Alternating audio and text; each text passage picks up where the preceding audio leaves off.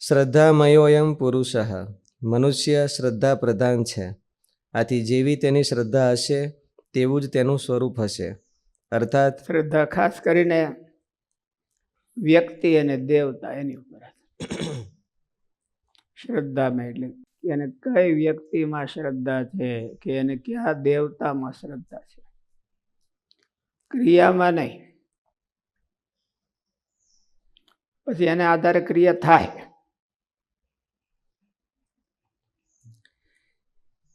મનુષ્ય એટલે ગુણાતીતાન સ્વામી કીધું કે રુચિ હારી રાખવી. રુચિ હારી હોય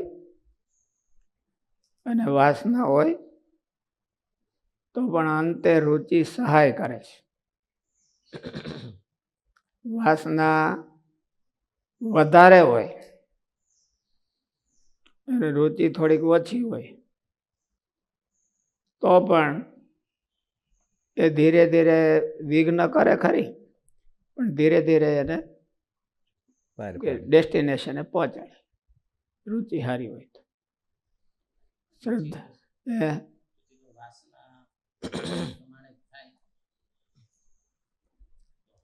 કઈ વાંધો નહીં, વાસના પ્રમાણે થાય એવું જ નથી. વાસના આપણે કાલે વાત કરી હતી ને કે વાસના પ્રમાણે રુચિ કરવી સ્વાભાવિક પ્રાપ્તિ અને એવી થાય છે, પછી એને બદલાવવી નહીં એવું શાસ્ત્રમાં નિષેધ નથી. આ બધા ક્રૂર માણસો હતા, એને તામસી શ્રદ્ધા હોય તો પણ એ ઋષિ થઈ ગયા, તો એને બદલાવ્યા વિના કેવી રીતે થઈ છે? એટલે સત્વાનુરૂપા અને સ્વભાવજા એમ કહેવાનો મિનિંગ એ છે કે એ જ્યારે જન્મે ત્યારે પ્રાપ્ત એવી થઈ હોય. અહીંયા જન્મે જ્યારે ત્યારે માણસ કેમ પ્રારબ્ધ ભેળું લઈને આવતો હોય છે, એવી રીતે આ શ્રદ્ધા હોતી અને ક્યાં ગુણને અનુસારે શ્રદ્ધા ભેળી લઈને આવતો હોય છે. પછી મનુષ્ય જન્મમાં તો ગમે તે રીતે ફેરવી શકે છે. જો એને ભગવાનની ભૂખ લાગે અને મોક્ષની ભૂખ લાગે તો એ ફેરવી શકે. એની રે એવું નથી. અને એની રહેતી હોય તો મોક્ષનો માર્ગ ખોટો થઈ જાય. એટલે રુચિ છે એ બદલાવી શકાય,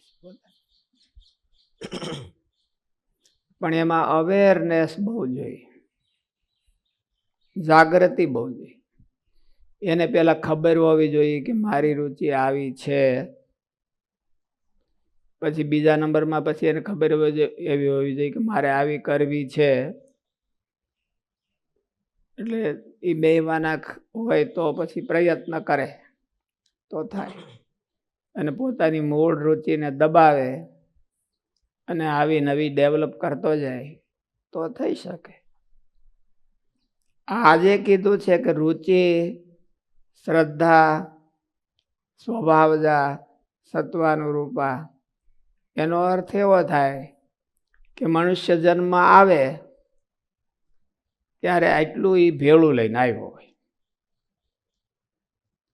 હવે નવું એડ કરવું, એમાં ને એમાં એડ કરવું કે વધારે બીજું કઈ નવી શ્રદ્ધા ડેવલપ કરવી, એ મનુષ્ય જન્મમાં કરી શકે.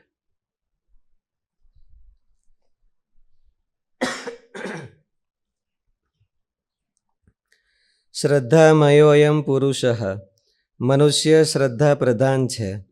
આથી જેવી તેની શ્રદ્ધા હશે તેવું જ તેનું સ્વરૂપ હશે. અર્થાત તેના અંતઃકરણનું વલણ હશે.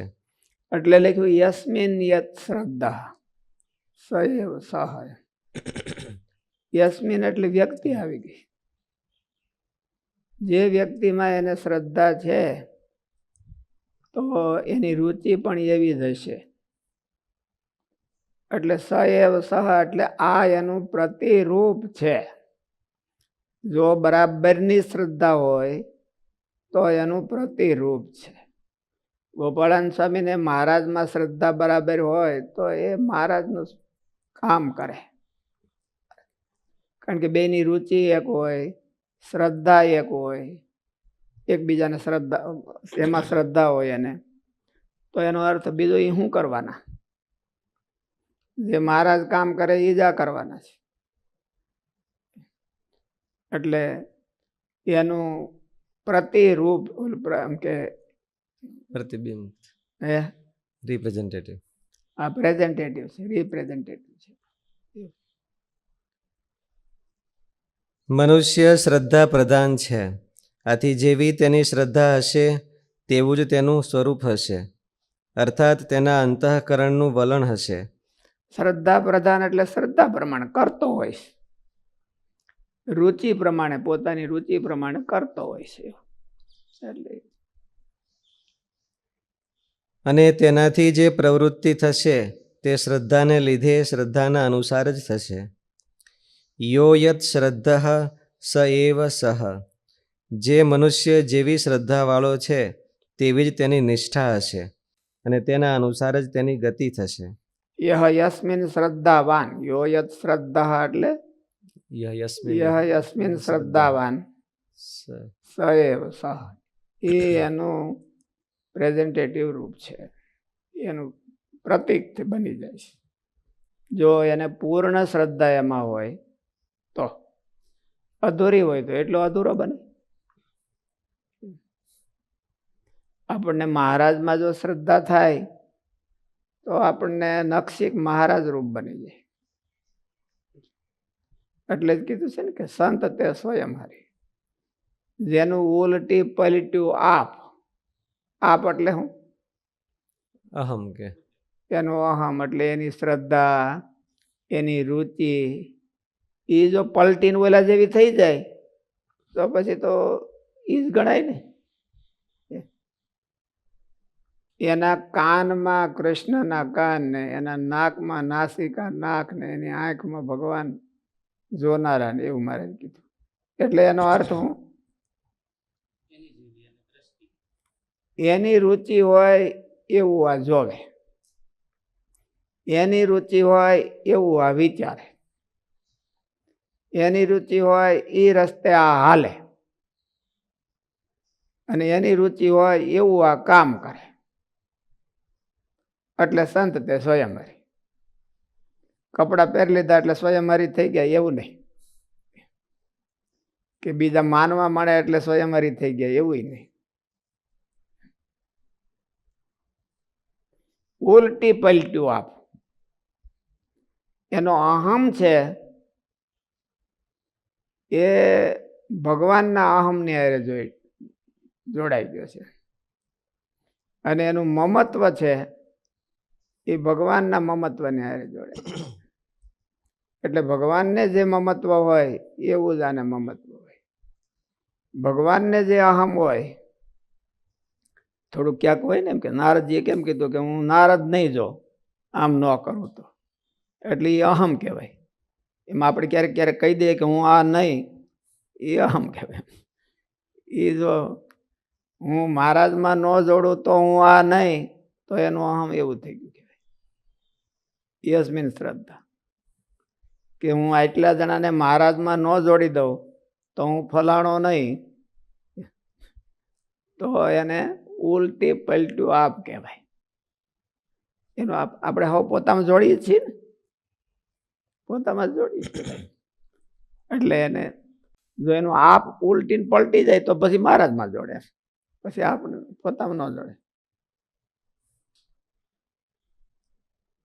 એટલે યો યસ્મિન શ્રદ્ધા સ એવ સહ.